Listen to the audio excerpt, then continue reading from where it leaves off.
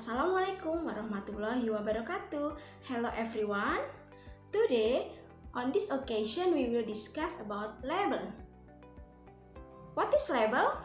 Label is defined as a small piece of paper, fabric, plastic, or similar material attached to a product and giving information about the product.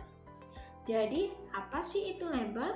Label adalah bagian dari sebuah produk yang terdiri dari keterangan atau sumber informasi dari produk tersebut.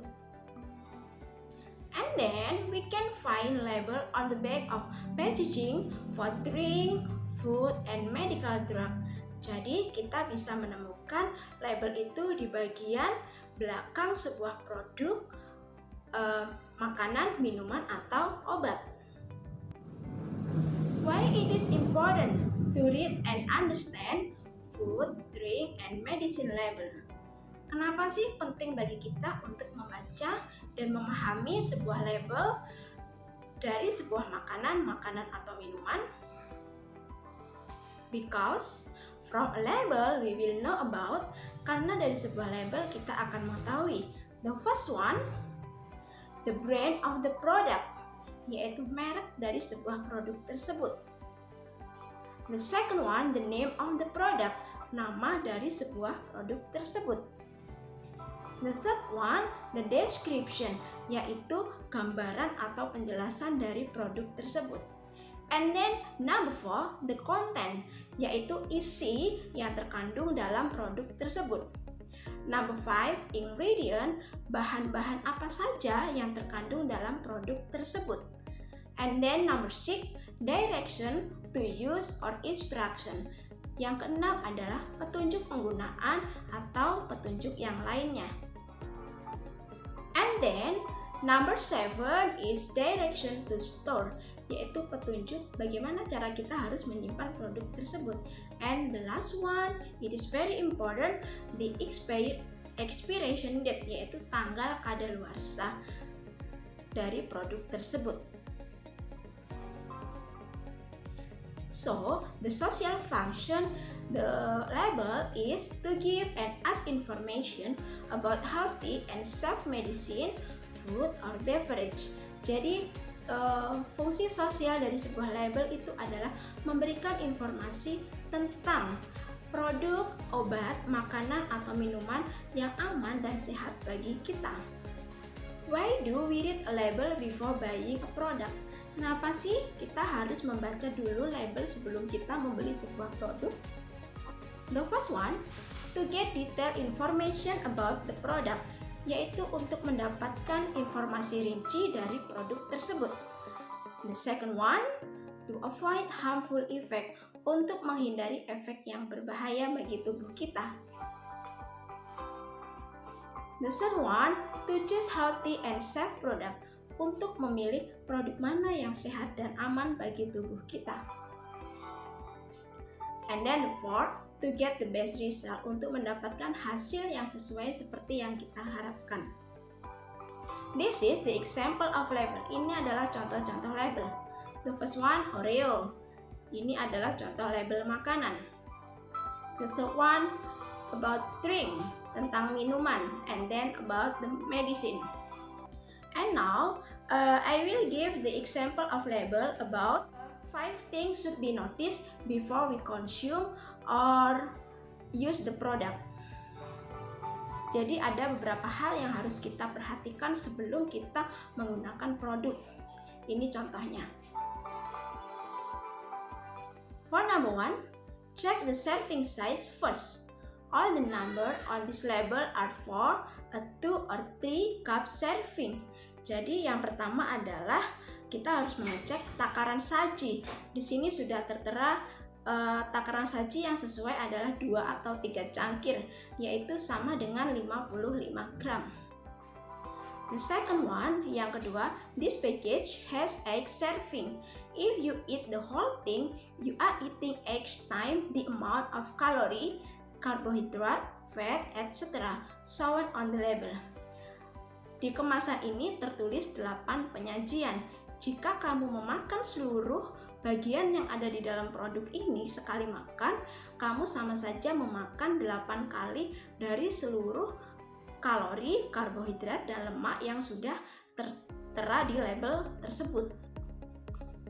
Yang ketiga, total carbohydrates. So, the type of carbohydrate in the food, including sugar and fiber. Yang ketiga adalah total karbohidrat yang ada di dalam produk tersebut, yaitu menunjukkan karbohidrat yang terkandung itu ada fiber and sugar, yaitu serat dan gula. And then number 4, choose food with more fiber, vitamin, and mineral. Jadi yang keempat, pilihlah makanan yang mengandung nutrisi seperti serat, vitamin, dan mineral atau kandungan air. And the last one, number 5, choose food with lower calorie, saturated fat, sodium, and added sugar. Avoid trans fat. Jadi yang kelima, pilihlah makanan yang mengandung kalori rendah, lemak, kemudian sodium dan gula untuk menghindari lemak yang berlebih. And then the language feature of label, ciri-ciri bahasa yang ada dalam label. The first one is imperative sentence. Apa sih imperative sentence itu? Imperative sentence itu adalah kalimat perintah.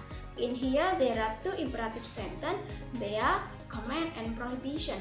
Command itu adalah perintah yang positif dan prohibition itu adalah perintah yang negatif.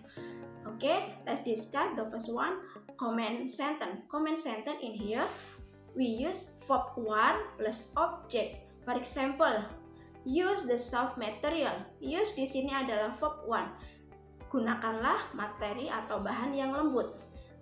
The second one, shake well before use. Kocoklah dengan benar atau dengan baik sebelum menggunakan. Shake itu adalah verb 1. The next one is prohibition. Prohibition itu adalah kalimat positif, yaitu yang berupa larangan. Di sini kita bisa menggunakan do not, kemudian verb 1, dan kita juga bisa menggunakan no yang kemudian diikuti dengan gerund atau verb ing, verb yang ditambah ing di belakangnya.